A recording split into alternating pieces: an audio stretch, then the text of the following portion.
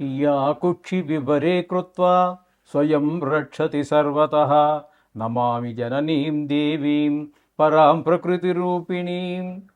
మాతృదేవో భవ, పితృదేవో భవ. ఇప్పుడు మనము ఫిబ్రవరి నెల 16వ తారీఖు నుంచి 28వ తారీఖు వరకు 2026వ సంవత్సరం గోచార ఫలితాలు, పక్ష ఫలితాలు. కుంభరాశి వారికి ఫిబ్రవరి నెల 2026వ సంవత్సరం 16వ తారీఖు నుంచి 28వ తారీఖు వరకు ఉన్నటువంటి 13 రోజులు, ఎందుకంటే ఫిబ్రవరి 28 రోజులే కాబట్టి ఈ 13 రోజులే ఉంటాయి. ఈ 13 రోజులు గోచార ఫలితాలు ఏ విధంగా ఉన్నాయో సశాస్త్రీయమైన పద్ధతిలో మనం తెలుసుకునేటువంటి ప్రయత్నం చేద్దాం. ఇక్కడ జన్మంలో అంటే కుంభంలోనే 5 గ్రహాల యొక్క సంచారం జరుగుతోంది. కుజుడు ఒక 5 రోజులు, అంటే ఈ 13 రోజుల్లో 5 రోజులు అంటే మరి మిగతా 8 రోజులు ఏవి అంటే వ్యయ స్థానంలో ఉన్నాయి. అది మనకి యోగకారకం ఏమి కాదు. మొత్తంగా 5 గ్రహాలు ఇక్కడ కుజుడు, రవి, శుక్రుడు, బుధుడు, రాహువు 5 గ్రహాల యొక్క సంచారం జరుగుతుంది. ఇందులో జన్మంలో అంటే కుంభరాశిలోనే ఉన్నటువంటి శుక్రుడు తప్పితే ఏ గ్రహము కూడా ఈ 4 గ్రహాల్లో మీకు అనుకూలమైనటువంటి ఫలితం ఇవ్వజాలదు. ఈ శుక్రుడు ఇచ్చేటువంటి ఫలితం ఏంటి? మంచి ఆలోచన, మంచి ప్రవర్తన ఇస్తాడు. మిగతా గ్రహాలన్నీ కూడా చెడు ఆలోచన, చెడు ప్రవర్తన వైపే మనల్ని ఆకర్షిస్తూ ఉంటాయి 4 గ్రహాలు. జన్మంలో గుర్తుపెట్టుకోండి, మళ్ళీ ఒకసారి చెప్తున్నాను, జన్మంలోనే ఒకే ఒక గ్రహం శుక్రగ్రహం తప్పితే గోచార రీత్యా ఏ గ్రహము యోగించదు. ఓకే, ఇది గుర్తుపెట్టుకోండి. అంచేత ఒక్క శుక్రుడు మాత్రమే యోగిస్తున్నాడు, మిగతా 4 గ్రహాలు యోగించడం. ఇక ద్వితీయ స్థానంలో శని భగవాన్ యొక్క సంచారం జరుగుతోంది. ఇది కుంభరాశి వారికి ఏలినాటి శని ప్రారంభము, ఏలినాటి శని జరుగుతున్నది ద్వితీయ స్థానంలో. అంటే ముఖ్యంగా ఇక్కడ మీకు ద్వితీయ స్థానం కాబట్టి ధనానికి లోటు వచ్చేటట్టు చేస్తాడు. మాటలో కఠినత్వం, తద్వారా అందరూ మంచివాళ్ళు కూడా దూరం అయిపోతూ ఉంటారు. ఈ విధమైన పరిస్థితి అంతా కనబడుతూ ఉంటుంది. కుటుంబంలో కూడా ఆహ్లాదకరమైన పరిస్థితి ఉండదు.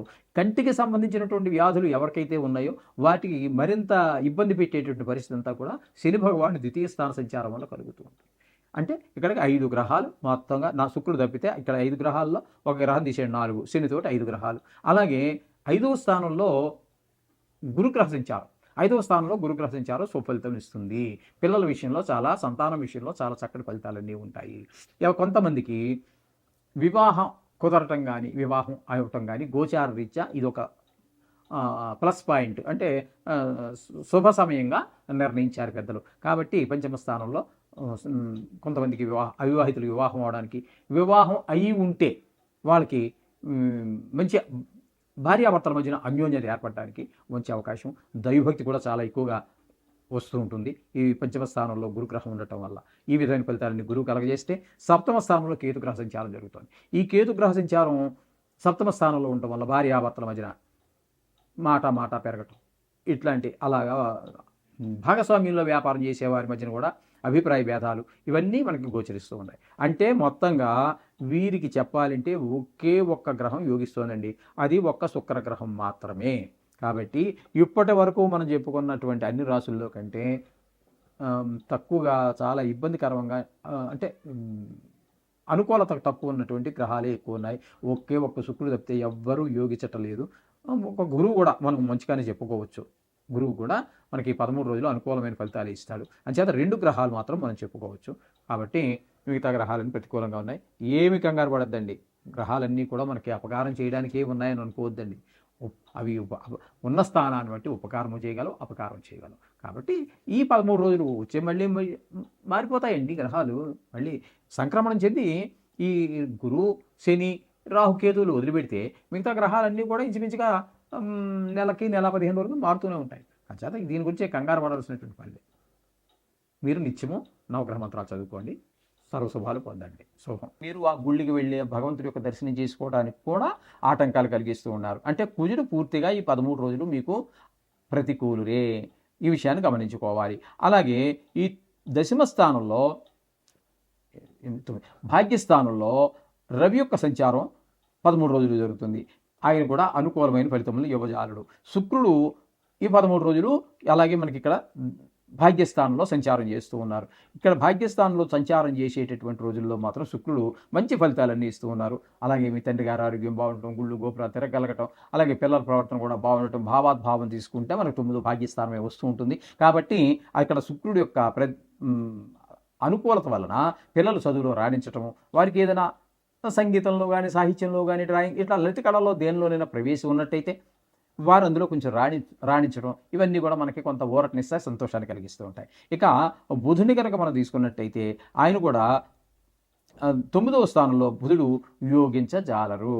కాబట్టి ఆయన ఇక్కడ చేసేటటువంటి పని ఏంటంటే, అలాగే తండ్రి గారి ఆరోగ్యం బాగుపోవటం, ఏదో గుళ్ళి గోపురి దేవుడు దర్శనం చేసుకుని దేవుని మొక్కుకుని కాస్త మనశ్శాంతి పొందుదాము అనుకుంటే దానికి అట్లా ఆయన కూడా కొంచెం ఇబ్బంది కలిగించేటట్టు దర్శనం అవ్వదు.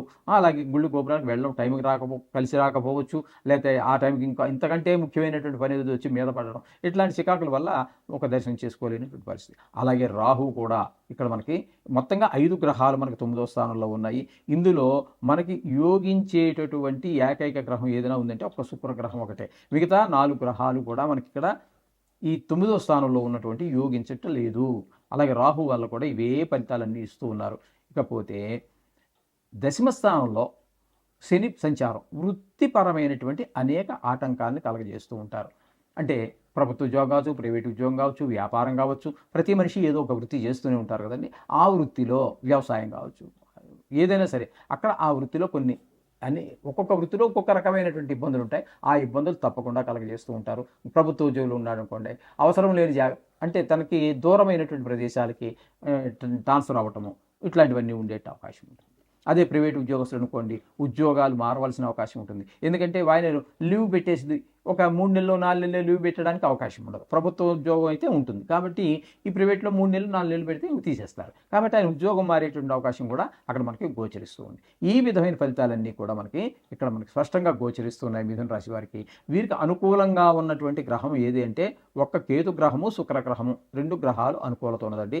మిగతా ఏ గ్రహము కూడా అనుకూలత లేదు. కాబట్టి ఈ కొంత పాక్షికంగా ఉన్నప్పటికీ కూడా మొత్తం మీద 2 గ్రహాల యొక్క అనుకూలత అయితే బాగుందండి. మిగతా గ్రహాల యొక్క అనుకూలత ఆశించదగిన రీతిలో లేదు. కాబట్టి మిగతా గ్రహాలు ప్రతికూలంగా ఉన్నా మీరేమీ కంగారు పడద్దండి. ఇది కేవలం 13 రోజులు మాత్రమే, అది కూడా గోచారం మాత్రమే. కాబట్టి మీరు ఏమీ కంగారు పడక్కర్లేదు. ఈ 13 రోజులు మీరు శుభ్రంగా నవగ్రహాలు ఎలాగ చదువుకుంటున్నారు కదా, మనం 2.5 సంవత్సరాలుగా నేను ఏకధాటిగా చెబుతూనే ఉన్నాను, నవగ్రహాలు చదువుకోండి అయ్యా, 2 నిమిషాలు సరిపోతుంది, అది మిమ్మల్ని కాపాడుతూ ఉంటుంది. మనకి ఇక్కడ రాసిన రాతను ఇంప్లిమెంట్ చేసేటటువంటి వాళ్ళు నవగ్రహాలే అని చెబుతూనే ఉన్నాను.